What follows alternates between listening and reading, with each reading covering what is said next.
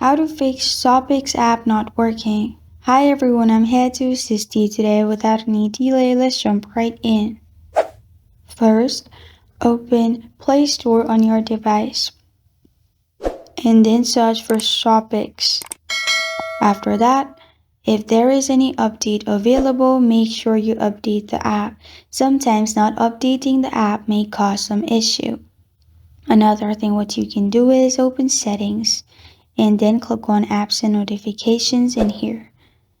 After that, simply click on ShopPix app in here, or click on See All Apps if you don't find it here, and scroll through it and then click on ShopPix app. After that, in here, click on Storage and Cache, which is the third option. After you've clicked on Storage and Cache, click on Clear Cache. After you've cleared cache, go back from here and you'll find this kind of screen. Click on Uninstall and then press on OK.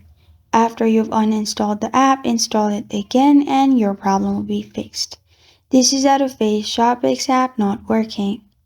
Thank you for joining me today. If this video helps you out, please leave a like and subscribe for more. Got a question or want to suggest the topic, comment below. Thank you for watching.